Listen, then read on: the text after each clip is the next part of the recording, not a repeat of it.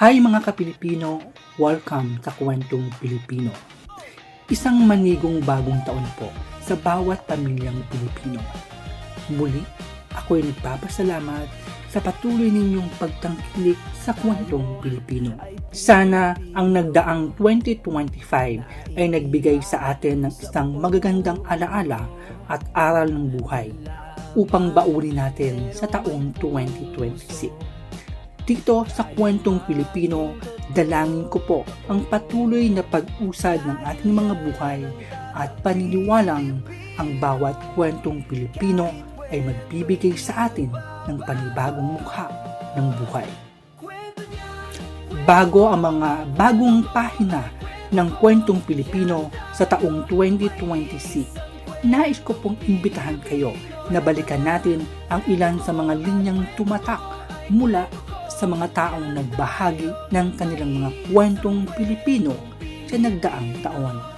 Awit na ito ay alay ko sa iyo, ang himig at titig, ang pag-ibig sa puso ko. Ika'y nag-iisa, ikaw lang sa mundo, ang may pusong wagas, ganyan ang tulad mo. Alright, so yun. Thank you, Hana. So, kung binabalikan ko yung ganyang pag-awit mo noon, bilang isang anak, ano ang reflection mo sa kantang yan? Bilang isang anak, nakikita ko kasi dito yung pagmamahal ng isang dakilang ina. Kasi kapag ina ka na, so lahat ng bagay kaya mong gawin. Lahat ng bagay isasakripisyo mo para lang dun sa kinabukasan at sa magandang future ng anak mo. Kasi kumbaga, bilang isang ina, sila na yung future mo. So, kumbaga ikaw parang kung ano na lang isusubo mo at kakainin mo, ibibigay mo pa sa kanila. Si Ana, isang ina, asawa, at dating OFW. Isinakripisyo ang sarili para sa pamilya. Ngunit sa kabila nito, naging matapang siyang harapin at bumalik sa ating bansa upang makasama ang pamilya. Sa kasalukuyan, isa na siya sa mga hinahangaan at tinitingalang live streamers sa mundo ng TikTok at iba't ibang online app. Mula sa Kwentong Pilipino, mabuhay ka, Ana. Dalangin ng Kwentong Pilipino ang patuloy na pag-usad ng iyong karera sa mundo ng musika. Bawat pagdaman, tila walang hanggan. Ngunit alam kong lahat ng saya'y may hangganan.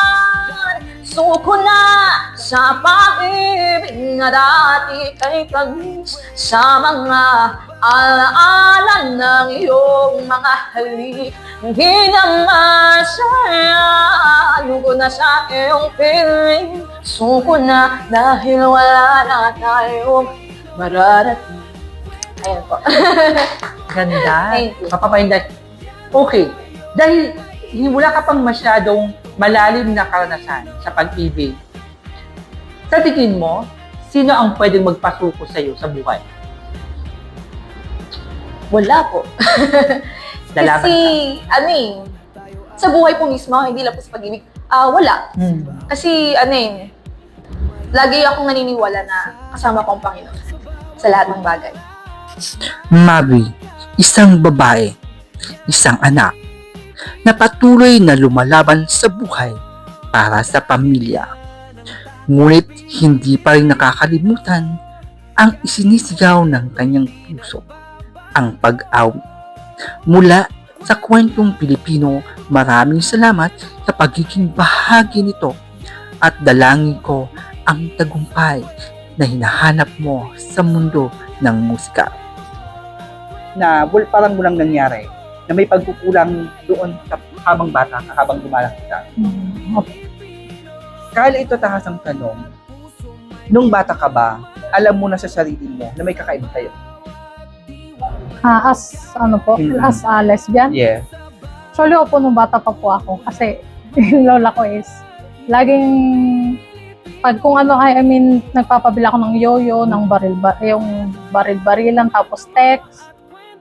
Binibili naman ng lola ko, pero hindi niya in-expect na ganito ako Oo. maglaki. Pero nung bata pa po kasi talaga na, syempre nagulat din ako, bit ako nagkakagusto sa babae, parang hindi pwede, mga ganun ba.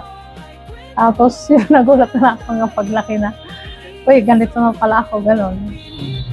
So yun po, dumating pa rin po sa punto na parang hindi pa rin po nila matanggap, lalo na yung lola ko. Kali, isang miyembro ng LGBTQI+ community. Isang anak. Isang taong natakot man sa sariling pagkakakilanlan, binuo at inilaban pa rin ang hangaring mapakilala ang sarili sa mundo ng musika. Mula sa kwentong Pilipino, mabuhay kakad, iwagayway mo ang bandila ng bahaghari. Strict, but they give me conditions for me to really pursue what I really want. So they are very supportive in that sense. Kumusta? Kumusta ang naging isang anak ng pamilya? Siguro let's say, it might be a privilege na wala akong kapatid. Kasi syempre, the attention is all on me.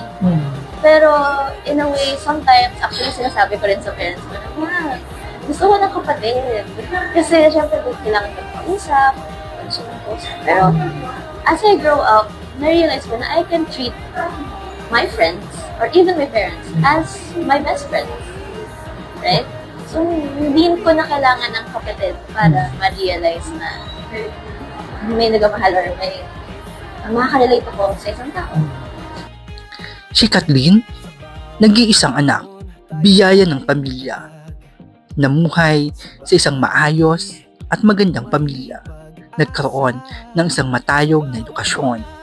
Ngunit sa kabila nito, hinanap niya pa rin ang sarili niyang pagkakakilanlan. Sa kasalukuyan, ay patuloy na hinahanap ang kanyang bahagi sa mundo ng teatro at musika.